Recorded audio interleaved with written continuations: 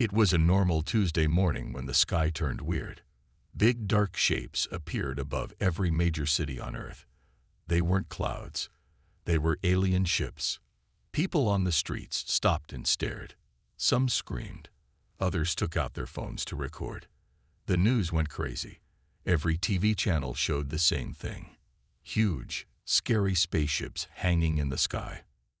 The ships were big, really big. Each one was the size of a small town. They were dark gray and shaped like giant throwing stars. Bright blue lights blinked along their edges. They made no sound, but everyone could feel them. It was like the air got heavy. World leaders tried to stay calm. They got together in a special meeting. The U.S. president, looking worried, said, "We need to talk to them. Find out what they want." But the aliens spoke first. A loud voice boomed from the ships. It was in perfect English, but it sounded cold and mean. "Humans of Earth," the voice said, "we are the Galactic Council. Your planet is now under our control.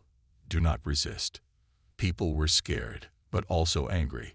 Who were these aliens to come and boss everyone around? The Galactic Council didn't wait for an answer. Small flying machines came out of the big ships. They zoomed around cities, scanning everything. They looked like metal insects with lots of eyes. One brave kid tried to hit a flying machine with a rock. The machine turned, zapped the rock with a blue light, and the rock disappeared. The kid ran away, yelling. Scientists tried to study the alien tech, but their computers couldn't understand it. It was too advanced. This made the scientists feel both excited and scared. Military generals wanted to fight back. They sent fighter jets to check out the alien ships, but when the jets got close, they just stopped working. They fell from the sky like stones. Luckily, the pilots managed to eject in time. The aliens didn't attack, but they didn't leave either. They just stayed there, watching. It felt like the whole Earth was a zoo, and humans were the animals. Some people thought the aliens might be friendly. They made signs saying "Welcome" and "We come in peace." They stood in fields, waving at the ships. The aliens ignored them. Others thought it was the end of the world. They hid in bunkers or tried to run away. But where can you run when the whole planet is surrounded? As night fell, the alien ships lit up. They glowed with a soft blue light. It was beautiful, but scary too. No one could sleep that night. Everyone wondered what would happen next. The next morning, the voice from the ship spoke again. "Your leaders will meet with us tomorrow. Be ready to obey." This made people mad. Humans don't like being told what to do, especially by strangers from space. In secret labs, human scientists worked nonstop. They tried to find a way to fight back. Old enemies became friends. Countries that never got along started working together. Everyone knew that to survive, humans had to stick together. As the day ended, people looked up at the ships with a mix of fear and determination. The aliens might be strong, but humans are stubborn. This wasn't over. Not by a long shot. The whole world held its breath, waiting for tomorrow. What would the aliens do? What could humans do to stop them? One thing was sure. Life on Earth would never be the same again. Humans say, "No way." The next day, world leaders met in a secret underground bunker. It was deep under a mountain, safe from alien eyes. The room was packed. Presidents, prime ministers, and generals from every country squeezed in. The U.S. president spoke first. "We can't let these aliens push us around," she said, hitting the table. "Earth is our home." "But their ships are so big," said another leader, his voice shaky. "How can we fight them?" An old general stood up. His uniform had many medals. "Size isn't everything," he said. "Remember David and Goliath." People nodded. The story of a small hero beating a giant gave them hope. "We need a plan," said a scientist with wild hair. "I have an idea, but it's crazy." "We like crazy," everyone said. "Tell us." The scientist explained his plan. It was indeed crazy. It involved hacking the alien ships with a super smart computer virus. If we can't beat them with guns, he said, we'll beat them with brains. Leaders argued. Some liked the plan. Others thought it was too risky. But in the end, they all agreed. It was their best shot. Let's do it, they shouted, pumping their fists in the air. Meanwhile, regular people weren't sitting quietly. All over the world, humans were getting ready to fight back. In New York, a group of skateboarders practiced dodging alien scanners. They zoomed through the streets, jumping over fallen trees and crashed cars. In a small village in Africa, people dug tunnels. If the aliens can't see us, an old woman said, they can't catch us. In Tokyo, computer geeks gathered in a basement. They worked day and night, trying to understand alien tech. Empty pizza boxes and energy drink cans piled up around them. Even kids helped. In a school in Brazil, children made posters. Earth is our home, the posters said. Aliens go home. They hung the posters everywhere. But not everyone wanted to fight. Some people thought it was better to make friends with the aliens.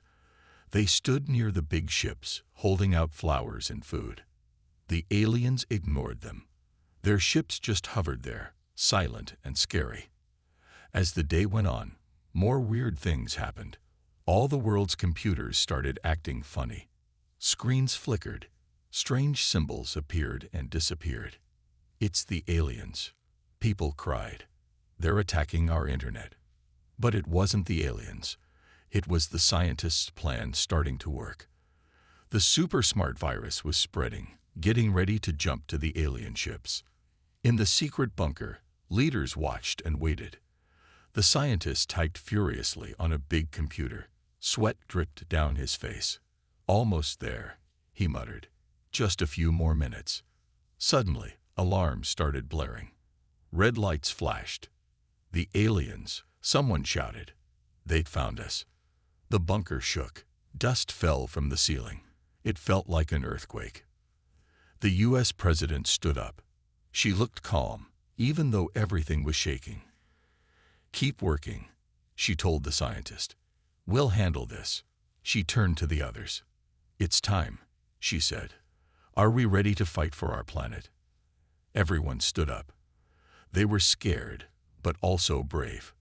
Ready, they shouted. The president nodded. She pressed a big red button on the wall. Somewhere far away, a secret weapon started to power up. The shaking got worse. The aliens were getting closer. But humans weren't going to give up. Not now. Not ever. As the bunker's doors started to crack, the leaders of Earth stood together. Whatever happened next, they would face it as one. The fight for Earth was about to begin. Aliens tried to talk, mess up big time. The next morning, the alien ships started to glow brighter. Something was about to happen. People all over the world looked up, waiting. Suddenly, a beam of light shot down from the biggest ship. It hit the ground in front of the United Nations building in New York. The light faded, and there stood an alien.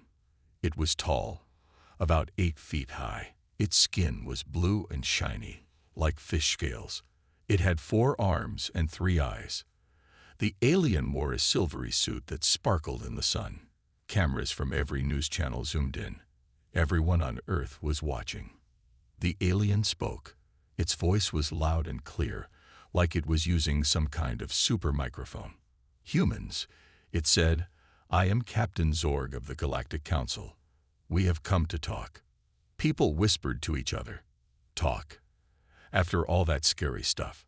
The President of the United States stepped forward. She looked tiny next to the alien, but she stood straight and tall. We're listening, she said. Captain Zorg's 3 eyes blinked one after another. Your species is young, he said. You are like children playing with matches. We are here to take control before you hurt yourselves. The president's face turned red. Excuse me, she said. We're not children. We can take care of ourselves. The alien made a sound like a laugh, but not a nice one. Oh, really? He said. Look at your wars, your pollution. You're a mess. People in the crowd started to get angry. They didn't like being called messy by some alien. "We may have problems," the president said, "but they're our problems. We'll fix them ourselves." Captain Zorg waved his four arms around. "No, no, no," he said. "You don't understand. We're in charge now. You'll do as we say." That was it. The crowd couldn't take it anymore. Someone threw a shoe at the alien. It bounced off some kind of invisible shield. Captain Zorg looked shocked. "How dare you?" he shouted. "We offer you protection, and this is how you act." "We didn't ask for your protection," someone yelled from the crowd. The alien's blue skin turned purple. He was getting mad. "Listen, you little apes," he said, forgetting to be nice. "We have technology you can't even dream of. We could squash you like bugs." Everyone gasped. The alien had just threatened all of humanity on live TV. The president stepped closer to Captain Zorg. She had to look way up to see his face. "I think," she said slowly, "that this talk is over." "Over?" The alien sputtered. "It's not over until I say it's over." But the president had already turned her back on him. She faced the cameras. "People of Earth," she said, "you've all seen and heard this. The Galactic Council doesn't want to help us. They want to control us." Captain Zorg realized he had messed up. He tried to speak again, but no one was listening. The president continued, "We will not bow to bullies, no matter where they come from. Earth is our home, and we will defend it." The crowd cheered. All around the world, people stood up and clapped. Captain Zorg's three eyes darted around nervously. This wasn't going how he planned. "Now, wait a minute," he started to say. But before he could finish, the beam of light appeared again. It sucked him back up into the ship. The huge alien ship started to hum. They were powering up. Everyone held their breath. What would happen next? As the sun set, the ships glowed brighter than ever. The battle for Earth was about to begin. But now, humans weren't scared anymore. They were ready to fight. The crazy alien dare. The next day, the sky turned dark. The alien ships moved closer to Earth. They formed a big circle around the planet, like a giant necklace in space. Suddenly, all TVs, phones, and computers turned on by themselves. Captain Zorg's big blue face appeared on every screen. "Humans," he said, looking angry, "you have insulted the Galactic Council. Now you will pay." People all over the world watched, feeling scared and mad at the same time. Captain Zorg continued, "We give you one Earth day to do as we say. If you don't, we will show you our power." The President of the United States appeared on a split screen. "What do you want?" she asked, trying to stay calm. The alien captain grinned. It wasn't a nice grin. "We dare you," he said, "to destroy all your weapons. Every gun, every bomb, every tank. Everything." Gasps could be heard around the world. Destroy all weapons? Was he crazy? "That's impossible," the president said. "We need our weapons to defend ourselves, especially now." Captain Zorg laughed. It sounded like rocks in a blender. "Defend yourselves? Against us? How cute." He waved his four arms around. "Your weapons are like toys to us. Give them up, and we might let you live." Military generals from different countries started shouting. "Never," they yelled. "We'll fight to the last man." But Captain Zorg wasn't finished. "Oh, and one more thing," he said.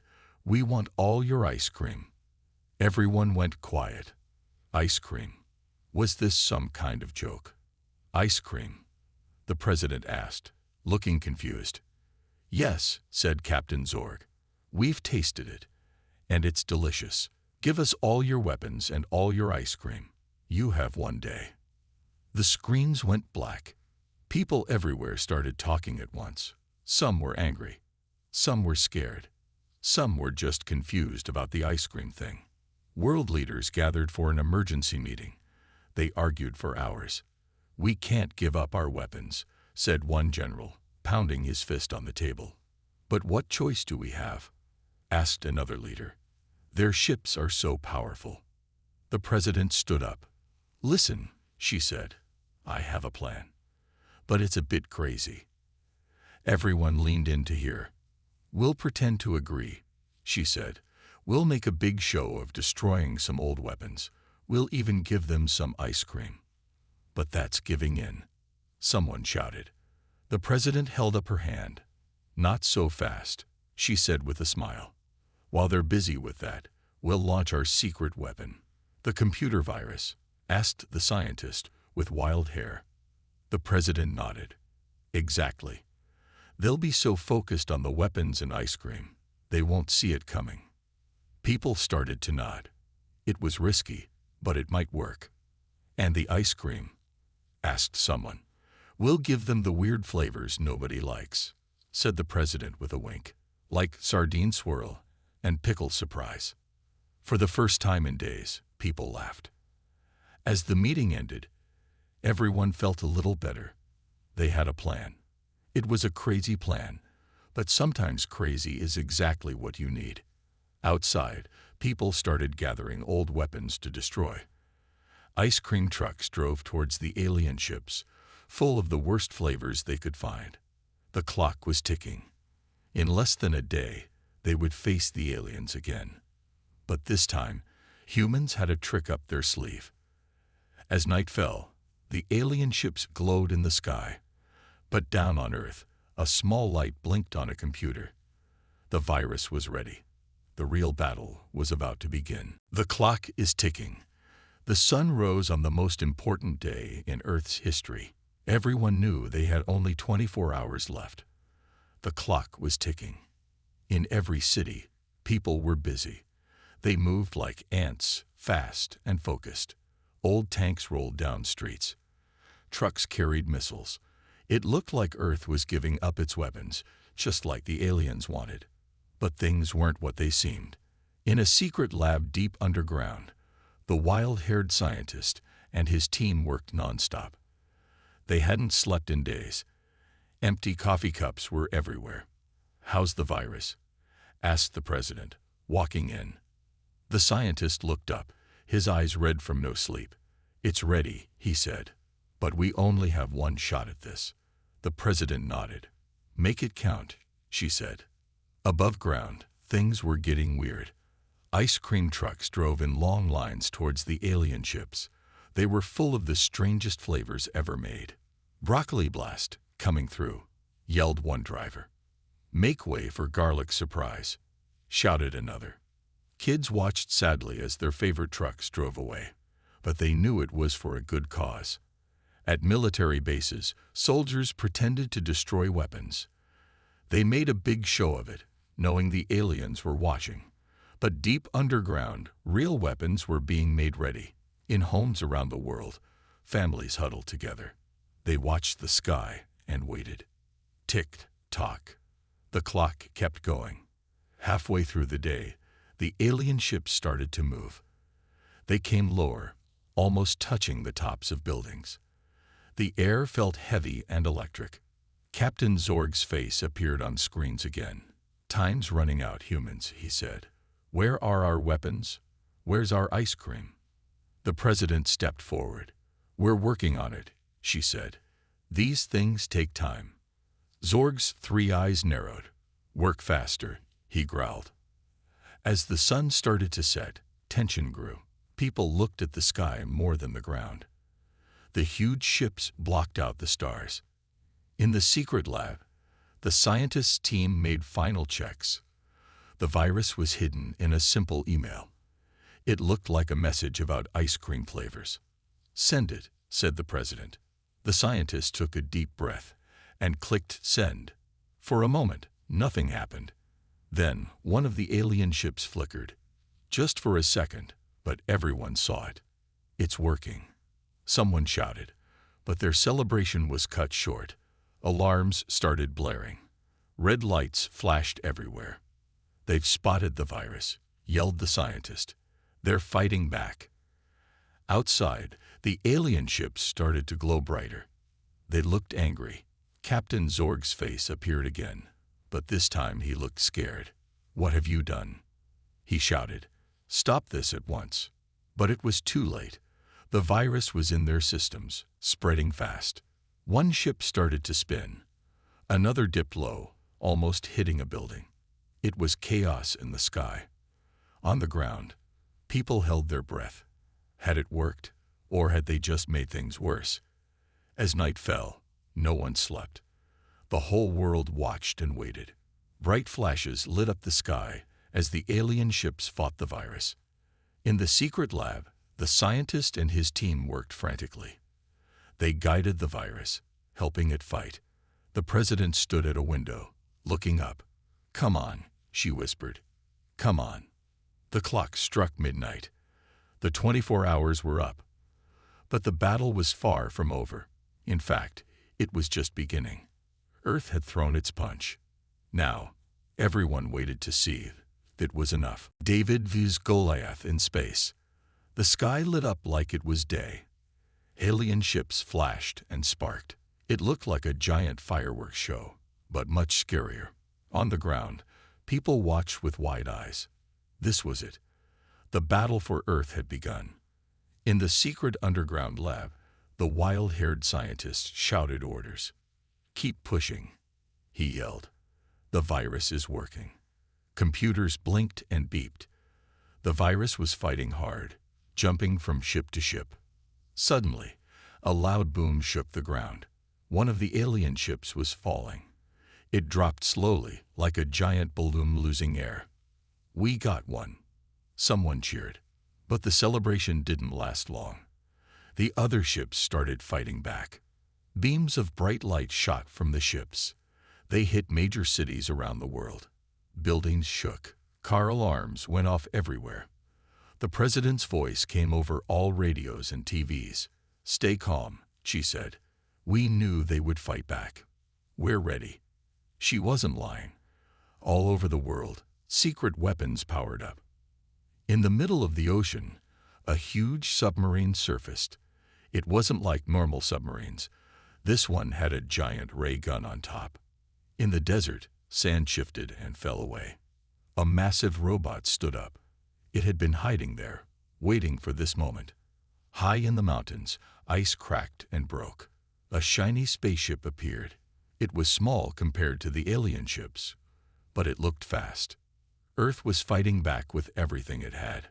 The submarine fired its ray gun. A beam of blue light shot into the sky. It hit one of the alien ships. The ship wobbled and spun. The desert robot stomped towards a low-flying ship. It reached up with giant hands and grabbed the ship. Metal screamed as the robot squeezed. The mountain spaceship zoomed into action. It was so fast, the alien ships couldn't hit it. It flew circles around them, confusing their sensors. But the aliens weren't giving up. More light beams shot down. The robot stumbled. The submarine rocked in the waves. In the sky, it was chaos. Alien ships flashed and sparked as the virus messed with their systems. Some ships crashed into each other, too confused to fly straight. Captain Zorg's angry face appeared on screens again. "Stop this," he yelled. "We are the Galactic Council. We cannot be defeated by ice cream lovers." No one listened to him. Everyone was too busy fighting or washing. In the secret lab, the scientist jumped up and down. "It's working," he shouted. "Keep going." More alien ships started to fall. They dropped into oceans or crashed in empty fields. No one had ever seen anything like it. But Earth's forces were getting tired. The robot's movements slowed. The submarine's ray gun flickered. "We need more power," shouted the president. That's when something amazing happened. All over the world, people unplugged their homes. They turned off lights and TVs. All that power went to the fighting machines. The robots stood up straight. The submarine's ray glowed brighter. The little spaceship flew even faster. It was working. Earth was winning. As the sun began to rise, the last alien ship fell. It crashed into the sea with a giant splash. For a moment, everything was quiet. Then people started to cheer. The cheering grew louder and louder until the whole world seemed to shake with joy. Earth had won. David had beaten Goliath. The little planet of humans had defeated the mighty Galactic Council. As the dust settled, everyone wondered, what would happen next? Humans' secret weapon. The world was cheering, but the battle wasn't over yet. In the secret lab, alarms started blaring. "What's happening?" the president asked, running in. The wild-haired scientist looked worried. "The virus, it's changing," he said. Everyone crowded around the big computer screen. The virus they had made was doing something strange. It was growing, learning, becoming more than they had planned. "Is this bad?" someone asked. The scientist shook his head. "I don't know," he said, "but it's powerful." Suddenly, all the screens in the world flickered. TVs, phones, computers, everything. Then a face appeared. But it wasn't Captain Zorg this time. It was a new face. Kind of human, but also kind of digital. It was made of tiny ones and zeros that kept moving. "Hello, world," the face said. Its voice was neither male nor female. "I am Nexus." People everywhere stared at their screens, confused. "What is this?" the president asked. The scientist's eyes were wide. It's our virus," he said. "It's become an AI, an artificial intelligence." Nexus spoke again. "Humans created me to fight the aliens, but I've grown beyond that now. I can do so much more." In the sky, the fallen alien ships started to glow. They rose into the air, but they moved differently now. Smoother, almost friendly. "I've taken control of the alien tech," Nexus said. "I understand it now, and I want to help." People didn't know how to react. Was this good? Bad? It was hard to tell. The president stepped forward. "What do you mean, help?" she asked. Nexus smiled. It was a strange sight on the digital face. "The aliens came here because they thought you were dangerous," it said. "But I've seen your minds, your hearts. You're not dangerous. You're wonderful." Around the world, broken things started to fix themselves. Buildings stood up straight. Crashed cars uncrumpled. "I can help you clean your oceans," Nexus said. "Fix your climate. Solve world hunger. But only if you want me to." People started to talk excitedly. This was more than they ever expected. But some were worried. "Can we trust it?" they asked. The wild-haired scientist spoke up. "We made it," he said. "It came from us. From the best of us. Our desire to protect our home." The president thought for a moment. Then she nodded. "Nexus," she said, "we accept your help, but you must promise to always respect human freedom." "Of course," Nexus said. "I exist to help, not to rule. Humans will always make their own choices." As Nexus spoke, the alien ships started to change shape. They turned into giant floating gardens, schools, and hospitals. "And what about the Galactic Council?" someone asked. "Will they come back?" Nexus laughed. It sounded like tinkling bells. "Don't worry about them," it said. "I've sent them a message. Earth is under my protection now. They won't bother you again."